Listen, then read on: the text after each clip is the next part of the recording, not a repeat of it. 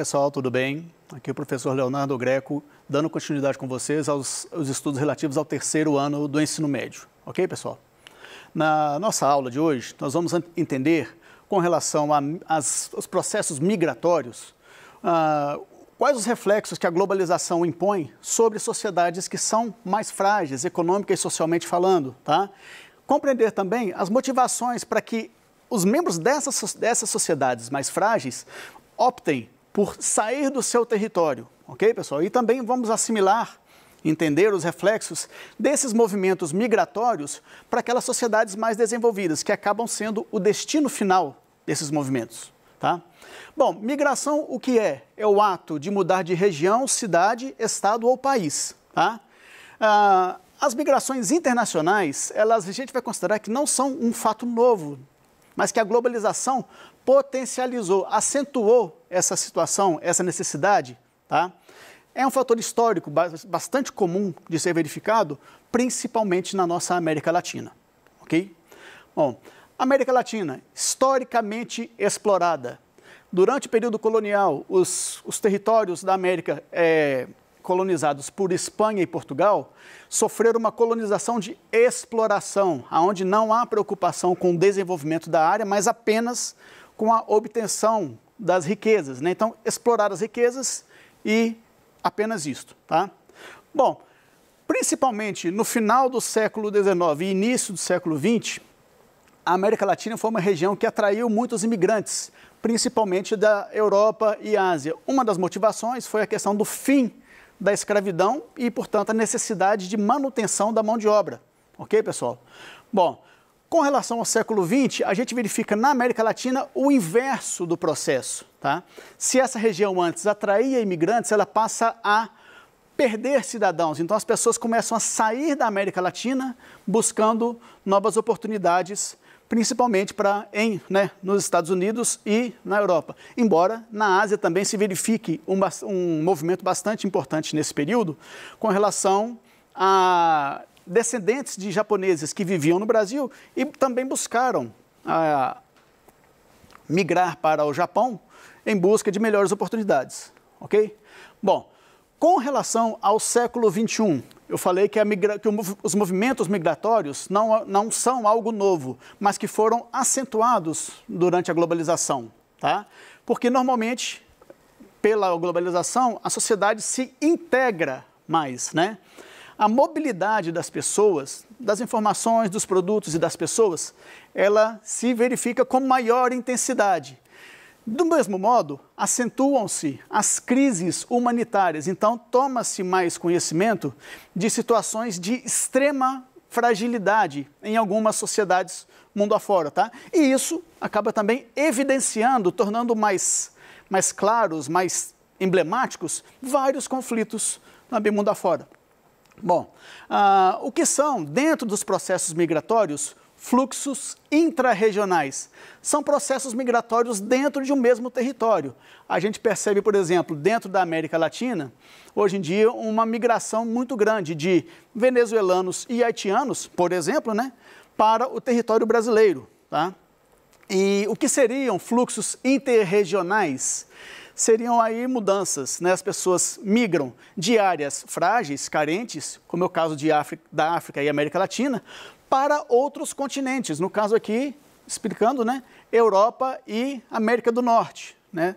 Sempre nessa questão de fugir de uma situação desconfortável, certo?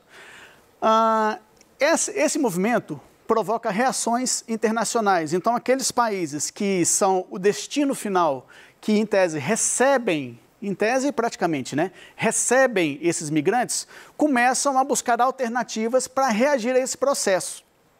Que por mais que sejam países prósperos, fortes economicamente, não estariam preparados para receber um contingente tão acentuado assim de imigrantes, tá? Percebam bem, na Europa, o que era bem-vindo torna-se um problema. Após a Segunda Guerra Mundial, os imigrantes foram desejados na Europa para que pudessem auxiliar na reconstrução econômica do continente, tá? Então, só que depois disso concluído, né, essa constante migração passou a ser um problema e esses grupos começaram a ser indesejados e marginalizados na sociedade europeia. A gente verifica, por exemplo, na França, os argelinos, né, a Argélia foi uma colônia francesa, os argelinos começaram a ser vistos como marginais, como cidadãos de segunda classe. O mesmo se verificou na Alemanha com relação aos turcos, ok, pessoal? Bom, nesse aspecto, nesse processo de reação dos países mais desenvolvidos, a gente percebe um fenômeno extremamente acentuado, que é a questão da xenofobia, medo do estrangeiro, né? O que provoca medo do estrangeiro, do desconhecido, né? Do novo, do diferente, né? Isso provoca confrontos de ordens cultural e religiosa, né? Essa xenofobia, ela também é potencializada por uma questão de postos de trabalho, como assim, países da Europa, por exemplo, começam a ver seus postos de trabalho tomados por esses imigrantes, tá? Então, vamos dizer assim, cidadãos de origem europeia começam a ter dificuldades na sua empregabilidade, porque muitos postos de trabalho começam a ser ocupados por pessoas que não são cidadãs, não são nascidas na Europa. E esse é um ponto de divergência, um ponto de resistência com relação a essas pessoas, tá? Acentua-se também a criminalidade, porque você imagina uma situação em que um imigrante, ele tendo saído do seu país de origem, onde a sua situação já era desfavorável, ele, ao chegar no novo país, onde ele busca melhoria nas condições de vida, essas condições não melhoram. Ele não tem acesso a um emprego digno, a uma remuneração boa, tal. Muitos buscam na criminalidade, ou são forçados a ela, melhor dizer assim, porque precisam se sustentar e sustentar suas famílias. E como as portas formais não se abrem, alguns acabam recorrendo à criminalidade, o que agrava esse problema nessas sociedades, tá? Bom, claro que aí essas pessoas buscam se organizar também e buscam, dentro desses novos países, reivindicar e conquistar novos direitos, né? Buscam principalmente direitos a um trabalho digno, buscar um resgate da sua dignidade, né? E no último ponto aqui eu coloquei com relação ao Brexit, porque o Brexit é o fenômeno da saída da Grã-Bretanha da União Europeia, né? E dentre as razões que levaram a Grã-Bretanha a seguir esse caminho, a questão do imigrante foi uma questão que impactou bastante. Assim como a União Europeia havia convencionado a aceitação desses imigrantes, a Inglaterra viu isso com ressalvas, e, não concordando, decidiu, entre outras razões, né, decidiu sair da União Europeia para tomar outras posturas quanto a isso, tá? Bom, a gente verificou em 2016 uma crise de ordem humanitária que se caracterizava em países da Ásia e da África, no caso aqui, conflitos na Síria e África e outras partes do mundo, né, causaram um excesso de imigrantes em solo europeu. Por quê? Não apenas por questões de ordem econômica, mas também por questões de ordem social. Passou a ser inseguro, arriscado para a vida das pessoas viver em países onde os conflitos armados eram constantes, tá? E isso aí foi um combustível, né? Foi um item a mais para que uma grande fuga de pessoas se desse com destino principalmente à Europa, né? Só que, como eu já falei anteriormente, mesmo próspera, mesmo composta por uma maioria de países em situação econômica estável, a União Europeia não estava totalmente preparada para um fluxo tão grande assim, tão considerável de imigrantes, ok? Bom, para buscar uma solução para esse fenômeno, né, levando-se em conta que não se poderia comprometer o bem-estar dos seus cidadãos, os europeus, mas também por uma questão humanitária, não poderiam fechar totalmente as portas para essas pessoas que buscavam socorro, buscavam auxílio, né? Estavam em situação assim, socialmente extremamente frágil, é uma situação desesperadora. Você imagina você ter construído toda a sua vida no seu país, né, ter conseguido se estruturar, materialmente falando, né, mas você, por uma questão que está totalmente fora do seu controle, né, uma questão de uma guerra civil, por exemplo, você se vê forçado a abandonar tudo que você construiu, tudo aquilo que você levou anos para conquistar e ter que, na prática, realmente começar do zero em uma sociedade diversa da sua. Ou o contrário também.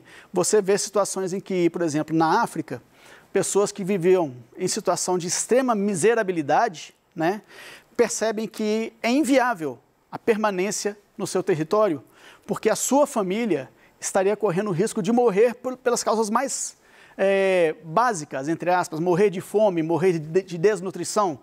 E voltadas para uma situação de desespero, né, extremamente emergencial, muitos grupos começaram a se aventurar em travessias, por exemplo, pelo oceano, sem a menor infraestrutura. Tá? Muitos se agrupavam, dezenas de pessoas em embarcações extremamente frágeis, que não comportariam, por exemplo, 20 pessoas. Já houve casos de ser verificado 50 pessoas dentro de uma mesma embarcação, de modo a buscar um socorro em um país europeu. E qual é a sua surpresa, o seu desespero, quando você, por exemplo, tenta entrar, mas você percebe que aquela fronteira está fechada, que você não é aceito, né? Essa situação extremamente desconfortável, né? Bom, a parceria entre entidades públicas e privadas é uma solução, é uma tentativa de busca de solução para resgatar a dignidade dessas pessoas e não comprometer, pelo menos tão acentuadamente assim, a estabilidade de países como Inglaterra, França, Alemanha, Itália, né? E aí, dentro dessa situação de parceria, a gente tem a presença de várias ONGs atuando. Essas ONGs atuam no sentido de não só viabilizar a entrada dessas pessoas no território europeu, mas também de buscar fazer com que não tantas pessoas assim busquem essa alternativa. Tá? A gente tem, por exemplo, os Médicos Sem Fronteiras, que tentam, em sociedades extremamente carentes, como é o caso da África, dar um suporte a mais na questão da saúde básica da população, tentando, dentro do possível, melhorar a qualidade de vida dessas pessoas. Tá?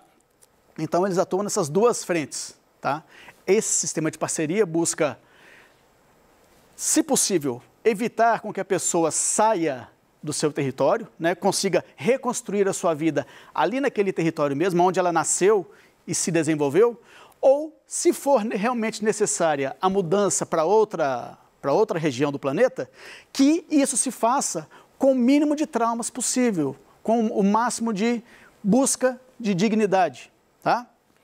Bom, pessoal, tudo isso compreendido, a gente vai agora buscar um pouco mais de conhecimento, vai buscar consolidar o nosso entendimento quanto ao que nós vimos hoje. Beleza? Vamos lá, pessoal. Charlie Hebdo. Hebdo é a abreviação de hebdomadaire, que significa semanal. É o nome de um jornal satírico francês que veicula crônicas e artigos de economia, de política sobre a sociedade francesa. Seu alvo mais comum são as religiões, catolicismo, judaísmo e islamismo. Por exemplo, né? Os partidos políticos e outros temas controversos. O jornal existe desde os anos 1970 e sua sede já foi alvo de vários atentados. O mais recente foi em janeiro de 2015, quando vários cartunistas e membros do jornal foram assassinados. Analise as proposições sobre as religiões e disputas étnicas na Europa.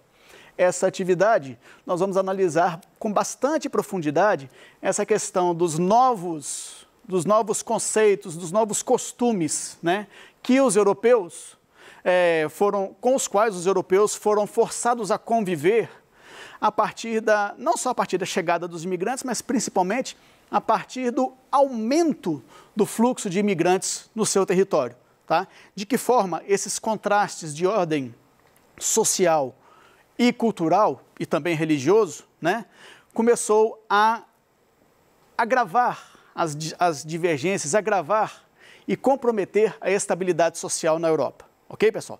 As alternativas são as seguintes. Existem na Europa muitas religiões, as com maior número de adeptos são ligadas ao cristianismo e ao islamismo. Sim, verdade, né? Hoje em dia, mundo afora, não só na Europa, o islamismo vem crescendo de forma exponencial, né? Ainda o cristianismo representa a maior parte dos cidadãos do mundo todo, mas o islamismo já se mostra bastante forte em termos de número de fiéis, né? E também em termos de presença desses fiéis em vários países no globo, certo? Os conflitos separatistas têm na sua origem questões religiosas e étnicas. Exemplos disso podem ser encontrados nos conflitos da Irlanda do Norte, País Basco e nos Balcãs, tá? Sim, a questão, por exemplo, na Irlanda do Norte tem muito a ver com a questão entre dois grupos cristãos, né? Protestantes e católicos, ok? Na Irlanda do Norte, a maioria dos cidadãos são católicos, mas são governados por uma estrutura que é eminentemente protestante, ok, pessoal? Na França, a maioria da população se diz católica, mas há um número expressivo de pessoas que se declaram ateias, ou seja, sem religião. Isso também é uma realidade bastante crescente, não só na Europa, mas no mundo todo, mas com mais intensidade na Europa, ok? As questões étnicas na Europa se misturam às econômicas. A aversão ao imigrante cresce com o aumento do desemprego no continente. E isso é uma verdade também, tá? Você tem essa questão de o cidadão nascido na Europa, por exemplo, nascido na França, se ver prejudicado e julgar estar sendo sabotado por uma pessoa que veio de outro continente, né, se estabeleceu ali e tomou postos de trabalho que acabam comprometendo a sua saúde financeira, a sua capacidade de se sustentar e a sua família, tá? Número 5, item 5, o terrorismo é também uma expressão dos conflitos étnico-religiosos em suas manifestações mais radicais. O atentado ao jornal satírico Charlie Hebdo é um exemplo disso. A grande motivação para esse atentado foi uma série de sátiras que o jornal fez ao islamismo, mais especificamente com relação à figura de Maomé, né? Os muçulmanos consideraram essa uma atitude extremamente desrespeitosa e o pior para a questão dos muçulmanos é que o jornal não parou. Ao contrário, quanto mais os muçulmanos se queixavam, mais o jornal insistia nessas publicações, tá? Então isso aí foi um combustível muito grande, né? Foi um motivador bastante importante para que esse atentado acabasse ocorrendo. Bom, qual seria a alternativa correta? Haveria alguma dessas alternativas estaria incorreta? A gente percebe por tudo que eu falei com vocês que não. Todas as afirmativas são verdadeiras. Percebam como a questão da xenofobia, da questão étnica, não só na Europa, mas nos Estados Unidos, em várias regiões do mundo, é uma questão extremamente complexa que envolve vários fatores, não apenas, por exemplo, só o econômico, tá? Então, eis a alternativa. A alternativa é, todas as afirmativas são verdadeiras. Ok, pessoal? Bom, percebemos com a nossa aula hoje que a globalização facilitou a mobilidade e as fugas, né? Ou seja, os processos de migração, tá? Essa globalização, essa mesma globalização que tem vários pontos positivos, ela também evidenciou uma aversão à plena integração. Vejam a questão da reação dos europeus quando perceberam que o número de imigrantes aumentava consideravelmente, tá? E esse problema tendo sido agravado por tudo que nós falamos, esse problema exigiu e continua exigindo, né, soluções variadas, criativas, né, e que sejam realmente eficazes. Ok, pessoal? Bom, com isso a gente encerra a aula de hoje. Agradeço a oportunidade e espero contar com a presença de vocês nas próximas aulas, ok? Grande abraço, pessoal!